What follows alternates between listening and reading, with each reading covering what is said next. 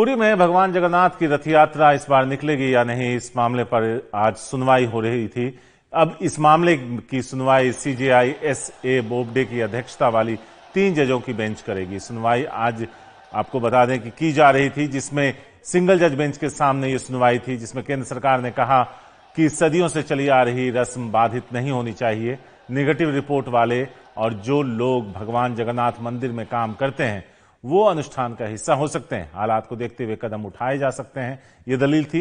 राज्य सरकार यात्रा के दौरान कर्फ्यू भी लगा सकती है। केंद्र सरकार ने कहा रथ यात्रा को लेकर अब उड़ीसा सरकार ने अपना रुख बदला है। केंद्र को समर्थन देते हुए राज्य सरकार ने कहा कि जनता की भागीदारी के बिना रथ यात्रा आयोजित की जा सकती है। इस मामले में सुप्रीम कोर्ट ने पहले रोक लगा दी थी और उन्होंने कहा था कि अभी के हालात में जहां लाखों लोग जमा होते हैं, ऐसे किसी भी रथ यात्रा की इजाजत नहीं दी जा सकती। और उन्होंने ये भी कहा था कि इसके लिए भगवान जगन्नाथ हमें कभी माफ नहीं करेंगे। आशीष भार्गव है हमारे साथ। आशीष, जैसा हम आपसे सुबह से बात कर रहे थे, सिंगल बेंच में इस मामले की सुनवाई हो रही थी। अब 3 जजों की बेंच, जिसकी अध्यक्षता चीफ जस्टिस करेंगे, कब इसकी सुनवाई होगी? जी देखिए शारिक, बड़ा एक हम ये कह सकते हैं कि लास्ट मोमेंट है, क्योंकि 23 तारीख यानी कल से जगन्नाथ रथ यात्रा शुरू होनी है। आज का दिन काफी अहम है। सुबह पहले जो ये करीब 24 याचिकाएं हैं, अर्जी हैं, जिनमें मांग की गई है कि सुप्रीम कोर्ट अपने फैसले पर फिर से विचार करे, उसको वापस ले ले, तो उस पर पहले जस्टिस एस रविंदर भट्ट की सिंगल बेंच को सुनवाई करनी थी। लेकिन केंद्र सरकार और उड़ीसा सरकार जस्टिस अरुण मिश्रा और जस्टिस संजीव खन्ना की बेंच में पहुंच गए और वहां पर जाकर ये तमाम बातें कहीं कि इस तरीके से आयोजन किया जा सकता है, रोक नहीं लगाई जानी चाहिए, क्योंकि ये सदियों पुरानी परंपरा है। तो इसके बाद अब जस्टिस मिश्रा ने सभी वकीलों को बताया है कि चीफ जस्टिस ऐसे बोबडे जो हैं वो खुद ये बेंच की अगुवाई करेंगे और 3 जजेस की बेंच ये मामले की सुनवाई करेगी। अभी फिलहाल चीफ जस्टिस जो हैं बोबडे साहब वो नागपुर में है अपने घर पर, और अब वीडियो, क्योंकि वर्चुअल ये सुनवाई होनी है, तो वीडियो कॉन्फ्रेंसिंग की फैसिलिटी को वहां तक बढ़ाया जा रहा है। वहां से वो दो और जजों के साथ अपनी इस मामले की सुनवाई करेंगे। तो उम्मीद है कि कुछ देर में ये सुनवाई शुरू हो जाएगी। जी तो आशीष, इसका मतलब ये हुआ कि कल से इसकी रथ यात्रा अगर होनी है तो कल का दिन उसके लिए मुकर्रर है। तो आज ही इस मामले पर सुनवाई होगी या हो सकती है और शायद इस पर फैसला भी आ जाए? जी बिल्कुल, देखिए जो भी करना है आज ही करना है, क्योंकि कल की तो तारीख पहले से तय है 23 जून रथ यात्रा के लिए। और यहाँ पर केंद्र सरकार की तरफ से सॉलिसिटर जनरल ने कहा है कि जो परंपरा है उसके मुताबिक अगर कल भगवान जगन्नाथ की यात्रा को नहीं निकाला गया तो वो 12 साल फिर बाहर नहीं आ सकते हैं। और ये आस्था का मामला है, करोड़ों लोगों की आस्था है, सदियों से परंपरा है। इस पर आप बिना जनता की भागीदारी के इसे लाइव टेलीकास्ट किया जा सकता है, जनता उसी पे देख लेगी। और इसके अलावा राज्य सरकार जो कर्फ्यू लगा दे ताकि वहां पर किसी तरह की भीड़ ना हो। जो कोरोना नेगेटिव सेवायत और मंदिर के पंडे हैं वही सिर्फ भाग ले, सुप्रीम कोर्ट ये तमाम शर्तें लगा दे, लेकिन किसी भी तरीके से जगन्नाथ रथ यात्रा जो है उसको अलाउ कर दे। तो एक अहम सुनवाई होनी है, जिस बेंच ने इस पर रोक लगाई। अब चीफ जस्टिस की जो बेंच है अगुवाई करने वाली, अब चीफ जस्टिस ही इस मामले की 2 अन्य जजों के साथ इस मामले की सुनवाई करेंगे। क्योंकि अगर शारीरिक कानूनी रूप से भी देखा जाए, नियमों के मुताबिक भी देखा जाए, तो 3 जजेस का फैसला था 18 जून का, जिसने रोक लगाई थी। तो कम से कम 3 जज ही इसे मॉडिफाई कर सकते हैं, इससे नीचे के जज इसे मॉडिफाई या संशोधन नहीं कर सकते। तो फिलहाल जो है अब थोड़ी देर में इस मामले की सुनवाई होगी। जी शुक्रिया आशीष। तो अभी आप सुन रहे थे सुप्रीम कोर्ट से हमारे लीगल एडिटर आशीष भार्गव को, जो कह रहे थे इस मामले में जो भी होना है वो आज ही होना है। तो आज 3 जजों की बेंच इस पर सुनवाई करेगी और फिर शाम तक या फिर कहें कुछ घंटों में ये तस्वीर साफ हो जाएगी कि भगवान जगन्नाथ की रथ यात्रा कल निकलेगी या नहीं। कोरोना संकट से निपटने में एक बड़ी भूमिका आशा कार्यकर्ता भी निभा रही हैं। 2 से 3 हजार का वेतन पाने वाली आशा कार्यकर्ता कोरोना योद्धाओं में शामिल है। लेकिन संकट के इस दौर में उनकी चुनौतियां कुछ ज्यादा ही बढ़ गई हैं। पंजाब के गुरदासपुर में उनकी एक साथी पर हमला हुआ, जिसका विरोध उन्होंने किया प्रदर्शन करके। गुरदासपुर की आशा दीदियां विरोध कर रही हैं। आरोप है कि पिछले हफ्ते प्रकाश कौर पर एक किसान ने इसलिए हमला कर दिया क्योंकि उन्होंने प्रशासन को प्रवासी मजदूरों के आने की इत्तला दी थी। जन स्वास्थ्य सेवा में सबसे निचली पायदान पर आशा कार्यकर्ताओं को गांव में कोविड-19 के मामलों की पहचान करने का काम सौंपा गया है। उन्हें प्रति महीना 2000 से 3000 रुपए वेतन मिलता है। इसमें 1500 रुपए का मेहनताना भी शामिल है, जो मामलों का मासिक रजिस्टर बनाने और गर्भवती महिलाओं व नवजातों को विभिन्न कार्यक्रमों में शामिल करवाने के लिए दिया जाता है। ये स्वयंसेवी स्वास्थ्य कर्मियों की श्रेणी में आती हैं, तो इन्हें न्यूनतम वेतन भी नहीं मिलता। राज्य में करीब 20,000 से ज्यादा आशा कार्यकर्ता हैं। घरों का यह सर्वेक्षण कोई आसान काम नहीं। मानसा जिले की आशाकर्मी कुलविंदर कौर को शक की निगाह से देखा जाता है और खराब रवैये का सामना करना पड़ता है। खुद बीमारी लगने का डर है सो अलग। सानू मुश्किल ही है, ਅਸੀਂ ਡੋਰ ਟੂ ਡੋਰ ਘਰਾਂ 'ਚ ਜਾਂਦੇ ਆਂਗੇ। ਡਾਕਟਰ ਵੀ ਆ, ਪੁਲਿਸ ਕਰਮਚਾਰੀ ਵੀ ਆ, ਸਿਹਤ ਦੇ ਹੋਰ ਕੰਮੇ ਵੀ ਆ। ਉਹਨਾਂ ਤੋਂ ਇਲਾਵਾ ਸਾਨੂੰ ਹੀ ਕਿਉਂ ਮੂਰੇ ਰੱਖਿਆ ਜਾ ਰਿਹਾ ਹੈ? ਸਾਨੂੰ ਕੋਈ ਸਕੇਲ ਨਹੀਂ ਦੇ ਰਹੀ ਸਰਕਾਰ। ਇੱਕ ਅਸੀਂ ਨਗੂਨੇ ਪੱਤੇ ਤੇ ਕੰਮ ਕਰ ਰਹੇ ਹਾਂ, ਅਸੀਂ ਡੋਰ ਟੂ ਡੋਰ ਘਰ ਘਰ जा रहे हैं। आशाकर्मी जागरूकता जगाने, जानकारी जुटाने और ग्रामीण स्तर पर निगरानी रखने का अहम काम करती हैं। उनको अब हर घर जाकर लोगों की सेहत की जानकारी मोबाइल ऐप में अपलोड करनी होती है, लेकिन इतनी कम तनख्वाह में स्मार्टफोन खरीदना भी सपने से कम नहीं। ना ही साडे कोले कोई मोबाइल है। हुण सानू ये कहा गया भी तुसीं मोबाइलां राहीं सर्वे करके दो सानू। साडे कोले कोई स्मार्ट फोन है नहीं कि असीं लोकां दे मंग के, मेरे कोले आ कीपैड वाला फोन है जी, ते मैं ये लोकां दे मंगदे आंगे फोन, अगले दा नैट पैक पवाया हुंदा। अजकल जरूरी है फोन, कोई किसी नूं दिंदा भी है नहींगा।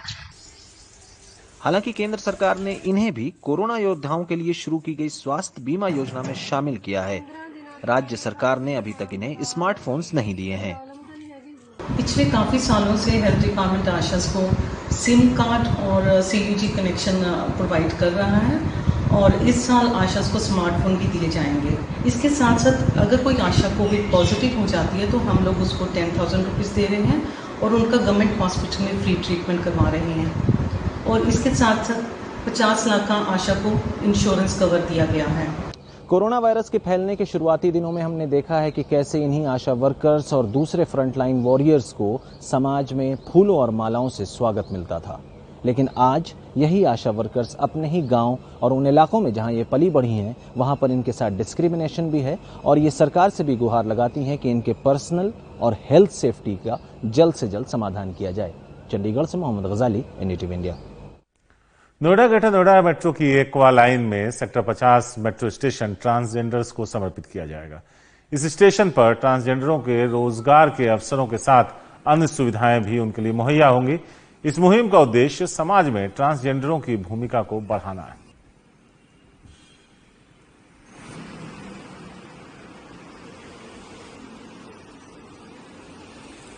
GIP मॉल जो नोएडा के सेक्टर 38A में है, वो मॉल अब खोल दिया गया है, लेकिन बिजनेस पटरी पर लौटेगी इसकी उम्मीद तो है, लेकिन अभी लोग वहां नजर नहीं आ रहे हैं। फिलहाल इसे स्थानीय प्रशासन की गाइडलाइन के तहत ही खोला गया है। हर गेट और दुकानों में सैनिटाइजर का इंतजाम है। लोग और दुकानदारों से सोशल डिस्टेंसिंग का ख्याल रखने को भी कहा गया है।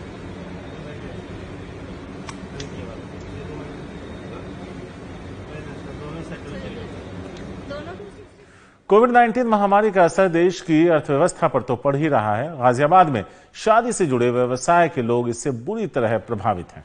सरकारी गाइडलाइन के मुताबिक शादी विवाह में 30 से ज्यादा लोगों को शामिल होने की इजाजत नहीं है। ऐसे में जो शादियां हो रही हैं, उनमें होटल, बैंक्वेट हॉल के व्यवसाय पर तो सीधा असर दिख रहा है। इसके अलावा बैंड पार्टी, कार्ड छपाई जैसे उद्योग भी कोरोना की चपेट में आ गए हैं।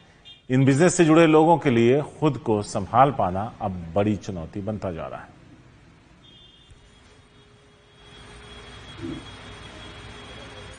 लखनऊ के टुंडे कबाब को कौन नहीं जानता, और यहाँ के कबाब और बिरयानी खासे मशहूर हैं।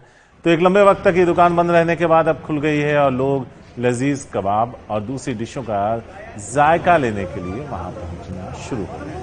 टुंडे कबाबी की दुकान में सोशल डिस्टेंसिंग के नियम कायदों और साफ सफाई का ध्यान रखा गया है। लॉकडाउन के दौरान 100 साल से ज्यादा पुरानी इस दुकान को बंद करना पड़ा।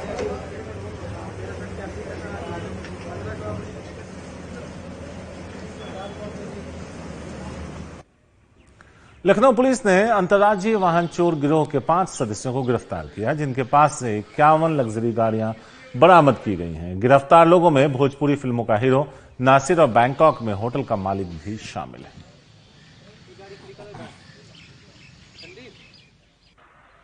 आगरा लखनऊ एक्सप्रेसवे पर भीषण सड़क हादसा हो गया। लखनऊ की ओर आ रहा ट्रक अनियंत्रित होकर डिवाइडर से टकराने के बाद दिल्ली की ओर से आ रही बस से जा भिड़ा। यह दुर्घटना थाना डौकी क्षेत्र के नंगला बेहड़ के पास की है। ट्रक और बस की भिड़ंत इतनी खतरनाक थी कि ट्रक के परखच्चे उड़ गए, जबकि बस खाई में जाकर पलट गई। बस में बैठे कई यात्री गंभीर रूप से घायल हुए, जबकि ट्रक ड्राइवर की मौके पर ही मौत हो गई।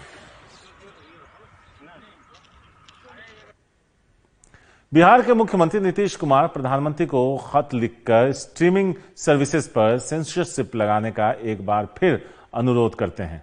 प्रधानमंत्री को लिखे पत्र में नीतीश कुमार ने कहा कि इस मुद्दे पर तत्काल विचार करते हुए इन स्ट्रीमिंग सर्विसेज पर अश्लील और हिंसक कार्यक्रमों के निर्माण एवं प्रसारण को अपराध की श्रेणी में लाया जाए। संबंधित व्यक्तियों पर कानूनी कार्रवाई का प्रावधान किया जाए। इन कार्यक्रमों को सिनेमेटोग्राफी एक्ट के अंतर्गत प्रमाणीकरण की परिधि में लाया जाए, जिससे बिना सेंसर इनका प्रसारण न हो सके। झारखंड के पलामू जिले में शादी करके लौट रही बारात में दूल्हा दुल्हन की कार एक पुल पार करते हुए नदी में गिर गई और कुछ दूर तक बहने लगी। दूल्हा दुल्हन सहित कार में कुल 5 लोग सवार थे। पास के गांव वालों ने जब ये नजारा देखा तो वो अपनी जान की परवाह किए बिना नदी में कूद गए। गांव वालों की मदद से बड़ी मशक्कत के बाद इन्हें बचाया जा सका। इस दुर्घटना में किसी की जान नहीं गई।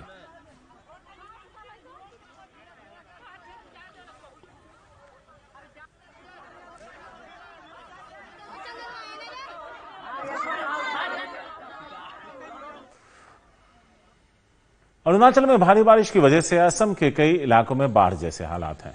सबसे बुरा हाल धामाजी जिले का है, जहां 21 गांव में बाढ़ का पानी घुस गया है, जिसकी वजह से 10,000 से अधिक लोग बुरी तरह से प्रभावित हुए। बारिश के पानी की वजह से जियाधाई नदी उफान पर है और उसका पानी गांव में घुस गया है।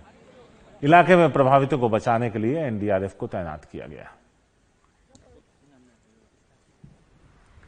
कोरोना के प्रकोप के कारण असम में कामाख्या देवी मंदिर अब भी नहीं खुला है।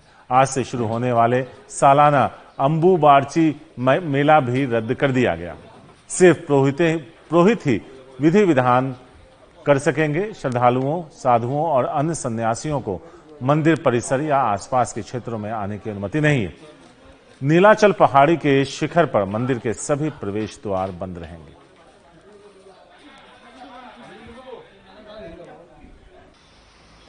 पंजाब यूनिवर्सिटी चंडीगढ़ के छात्रों के लिए हेल्पलाइन बनाई है। इस पर छात्रों को परिवार, करियर और दूसरी जानकारियां दी जाती हैं। इस हेल्पलाइन पर पूर्व छात्र मौजूदा छात्रों को गाइड करते हैं। लॉकडाउन में इससे छात्रों को बहुत फायदा हो रहा है।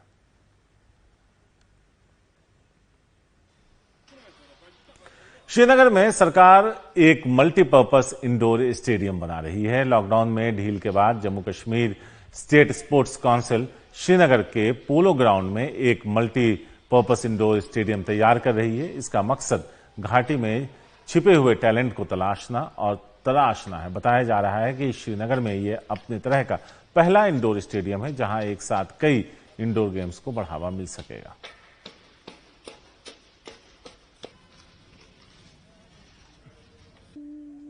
तमिलनाडु के कोयम्बटूर में एक गांव में 12 साल के एक हाथी का शव मिला है। हाथी की मौत कैसे हुई इस बात का पता नहीं चला है, लेकिन हाथी के मुंह पर भी चोट के निशान है।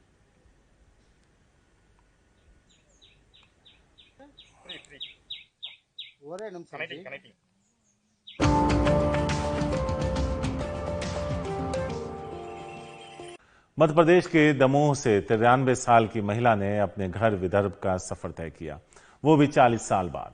मुस्लिम बहुल गांव के लिए पंचूबाई इस दौरान मौसी बन गई। लॉकडाउन में गूगल ने उन्हें ढूंढ निकाला, परिजन आए और वापस ले गए।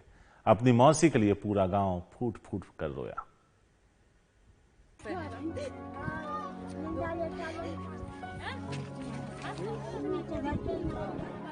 चालीस साल से पंचूबाई मराठी में कुछ बड़बड़ाती तो दमोह के कोटा तला में न इसरार कुछ समझते न उनके पिता नूर खान, जो 1980 में मधुमक्खियों के हमले से बचाकर भटकती पंचूबाई को अपने गांव लाए थे।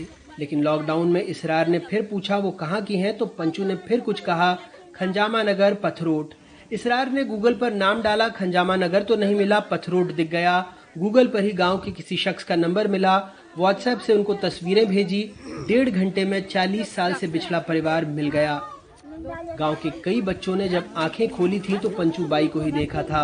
अब जब इस लाल गाड़ी में पोता नागपुर से लेने आया तो वो सारी आंखें नम थीं। दुख तो है, काफी गांव वालों को भी है, सभी लोग मना कर रहे हैं, पर उनके परिवार वालों को पता चल गया है तो वो भी चाहते हैं कि कुछ लोग हम लोग भी सेवा कर लें, तो इसी लिए ले जा रहे हैं वो कि भैया आप लोगों ने तो बहुत कर ली, बहुत आभार व्यक्त कर रहे हैं वो। पर अच्छा है कि वो परिवार से भी मिल रहे हैं। जो कोटा तालाब वाले गांव के जो लोग हैं, इन्हें मैं शुक्रिया अदा करना चाहूँगा। भाई हम अभी इन्होंने 43 साल तक के हमारे दादी की सेवा की है, इस चीज़ का मैं शुक्रिया अदा करना चाहूँगा। मुझे दुख तो इस चीज़ का हो रहा है कि मैं अपने दादी को यहाँ से लेकर जा रहा हूँ। बाकी मुझे खुशी भी इस बात की है कि इन्होंने अपना परिवार समझ के इन्होंने अपने पास में मतलब उनको अच्छे तरीके से उनकी देखभाल की। अब ये मौका मुझे चाहिए। गांव में किसी ने अपनी मौसी को नई साड़ी में तैयार किया, किसी ने गले लगाया, कोई हाथ चूम रहा था, किसी ने माला पहनाई तो किसी ने दुआ की। मौसी कुछ कहने की कोशिश कर रही थीं, सबकी आंखें नम थीं।